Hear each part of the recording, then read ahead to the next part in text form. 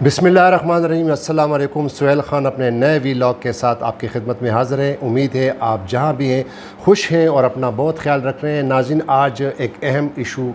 इस प्रोग्राम में हमने डिस्कस करना है और आज सुप्रीम कोर्ट ऑफ पाकिस्तान में एक बहुत बड़ी हलचल मच गई है और chief justice of Pakistan justice Umar Ata Bandial को एक नए इम्तिहान में डाला गया है और आज एक ऐसी दरख्वास्त सुप्रीम कोर्ट ऑफ पाकिस्तान में दायर की गई है जो कि बड़ी अहमियत की हामिल है। ये दरख्वास्त एक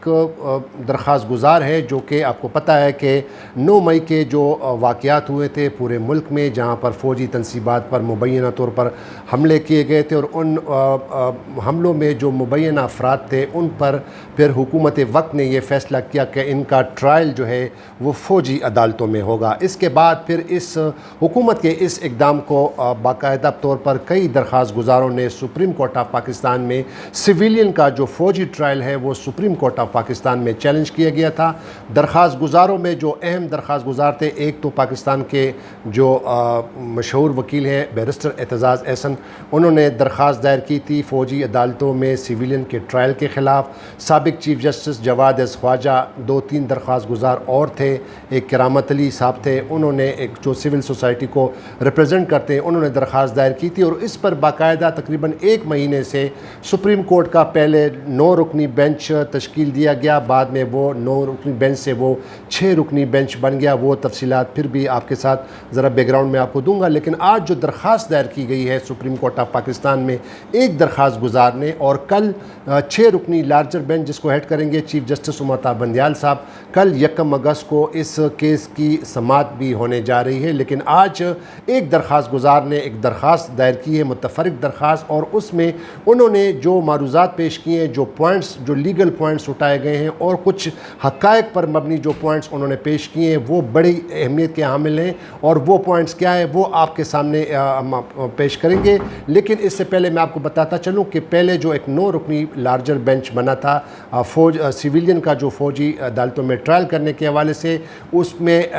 2 जज साहिबान जो थे, सीनियर जज साहिबान, जस्टिस काजी फायज़ी और जस्टिस सरदार तारिक मसूद, वो इस बेंच से अलहदा हो गए थे। उनका ये मौक़िफ़ था कि जब तक जो प्रैक्टिस एंड प्रोसीजर जो कानून है जो उसको सुप्रीम कोर्ट ऑफ पाकिस्तान ने ऑलरेडी स्टे किया हुआ है उस पर फ़ैसला नहीं आता, तो लिहाजा उस वक्त तक वो इस बेंच में शामिल नहीं हो सकते। इसके बाद फिर एक और मुअज़्ज़ज़ बेंच के रुकन जस्टिस सईद मंसूर अली शाह, जो कि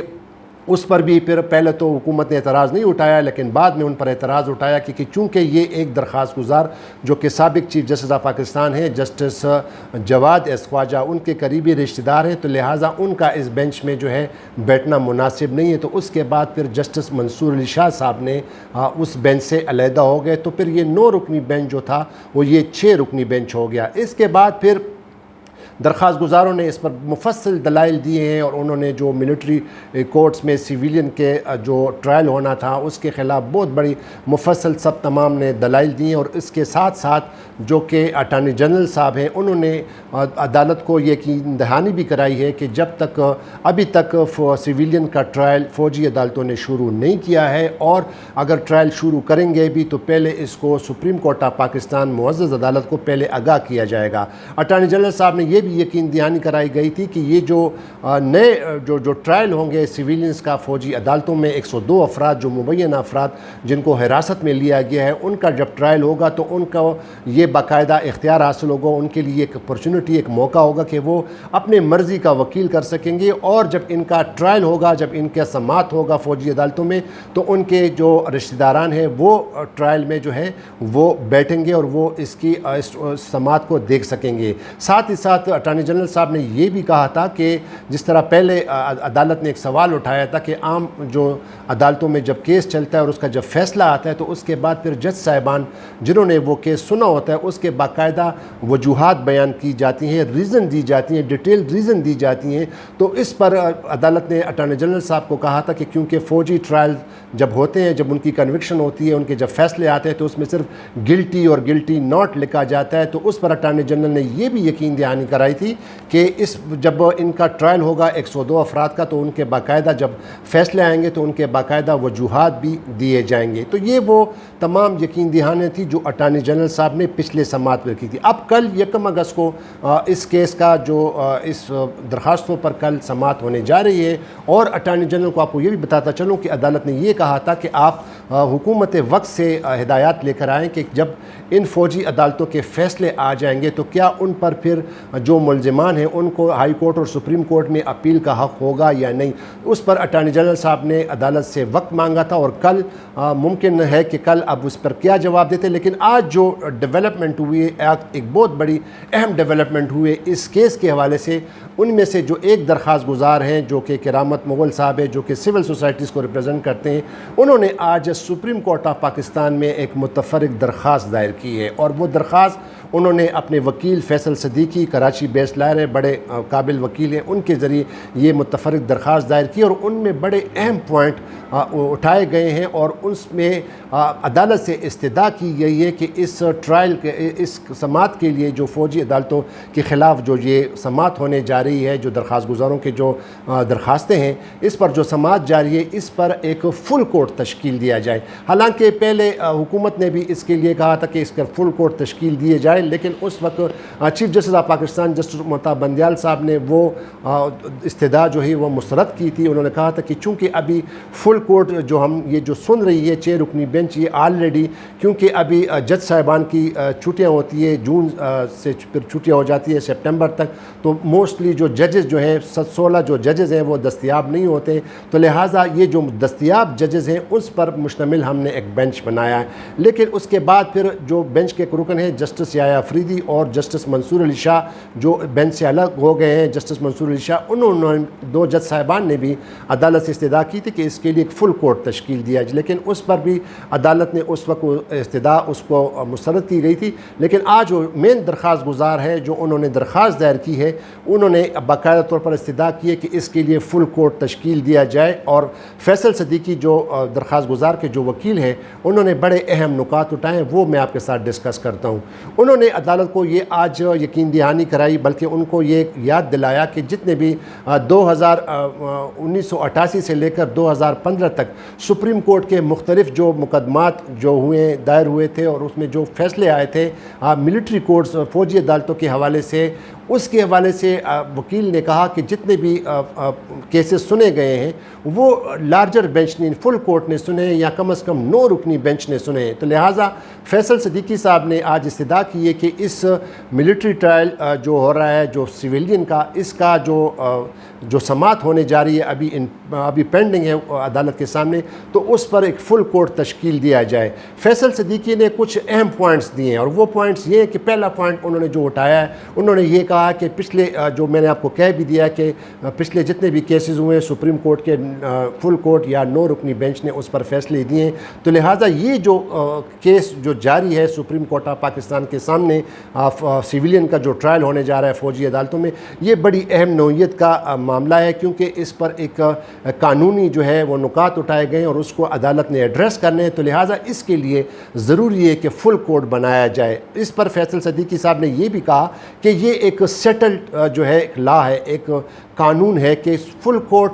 جو سپریم کورٹ کا ہوتا ہے وہ فل کورٹ ہوتا ہے, چاہے اس میں کچھ جج صاحبان جو ہے یا اویلیبل ہوں یا کچھ جو جج صاحبان اگر اس میں وہ نہ بھی بیٹھیں تو وہ فل کورٹ تصور کیے جاتے ہیں. تو لہٰذا انہوں نے کہا کہ اس کے لیے یہ اہم ضروری اس لیے ہے کہ یہ فل کورٹ تشکیل دیا جائے, کیونکہ پہلے بھی سپریم کورٹ نے جتنے بھی فیصلے کیے ہیں اس کو 9 رکنی بینچ نے سنا ہے. دوسری جو انہوں نے اہم بات کی ہے, اور یہ بہت بڑی اہم بات ہے اور ایک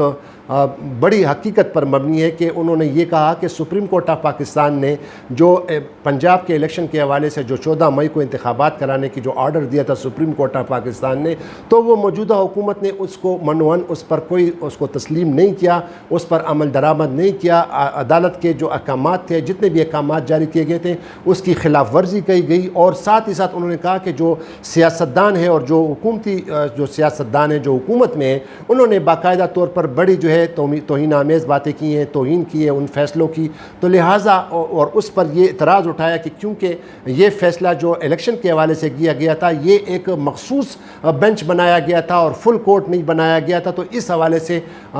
درخواست گزار کے وکیل کا کہنا ہے کہ اس پر اعتراضات اٹھائے گئے تھے، تو لہٰذا اب یہ جو فوجی ٹرائل جو ہو رہا ہے، جو سویلینز کا جو ٹرائل ہو رہا ہے اور اس کی جو سماعت ہونے جا رہی ہے، اگر اس کا کوئی فیصلہ آتا ہے تو پھر یہی سیاستدان موجودہ حکومت دوبارہ اسی طرح جس طرح پنجاب کے اسمبلی کے الیکشن کے لیے پنجاب میں انتخابات کرانے کے حوالے سے ان کے جو مذاق اڑایا گیا، ان کو جو حکم نہیں مانا گیا، اگر اس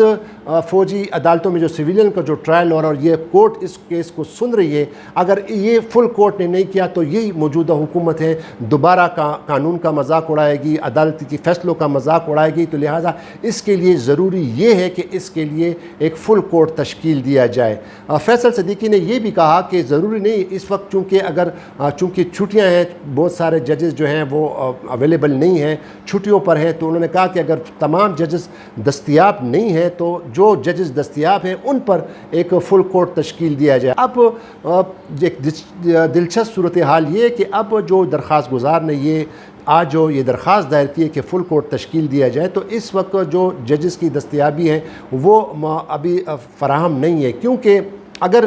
ہے بھی تو مثال کے طور پر جسٹس قاضی فائزی صاحب پہلے اس بینچ سے الگ ہو گئے ہیں، سردار طارق مسعود پہلے الگ ہو گئے ہیں، منصور علی شاہ پہلے ہی چونکہ اس پہ اعتراض اٹھایا گیا تو وہ بھی الگ ہو گئے تھے، تو اب کہنا یہ ہے کہ اب جو دستیاب جو ججز ہیں وہ 3 ججز ہیں، اور وہ ہیں جسٹس مسرت ہلالی جو حال ہی میں چیف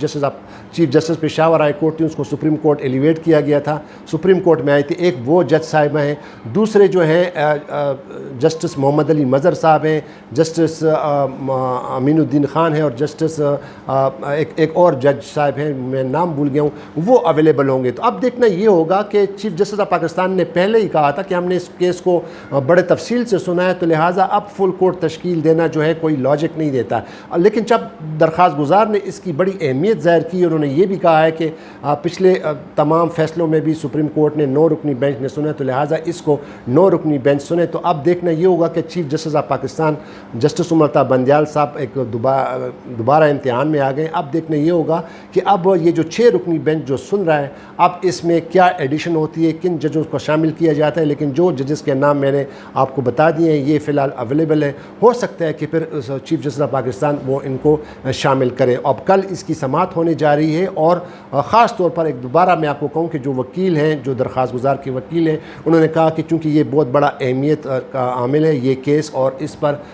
باقاعدہ طور پر اس کی آئینی اور اس کی قانونی حیثیت کو اس کو ڈسکس کیا گیا ہے، تو لہٰذا یہ بڑا اہم معاملہ ہے، سنگین معاملہ ہے، کیونکہ 102 افراد کا معاملہ ہے جن کا ٹرائل ہوگا ملٹری کورٹس میں، تو لہٰذا باقاعدہ طور پر اگر اس کو آئین اور قانون کے مطابق اس پر فیصلے آ سکیں، اور ایسا فیصلہ آ سکیں کہ اس پر حکومت کو بھی اعتراض نہ ہو، کہ حکومت دوبارہ اعتراض کرے، کیونکہ انہوں نے کہا کہ یہ کہیں گے کہ چونکہ انہوں نے ایک مخصوص بینچ بنایا تو لہٰذا یہ فیصلہ ہمیں منظور نہیں، جس طرح انہوں نے پنجاب اسمبلی کے انتخابات کا حکم نہیں مانا گیا تھا۔ تو اب دیکھنا یہ ہوگا کہ چیف جسٹس آف پاکستان اب اس بینچ کے لیے کیا اس میں کن ججز کو شامل کرتے ہیں، کل اس کی سماعت ہے، یہ تو اب وقت ہی بتائے گا کہ آیا اب فل کورٹ تشکیل دیا جا سکتا ہے یا نہیں۔ تو ایک اور ویڈیو میں دوبارہ آپ کے سامنے حاضر ہوں گے، تب تک کے لیے اجازت دیجیے، خدا حافظ، پاکستان زندہ باد۔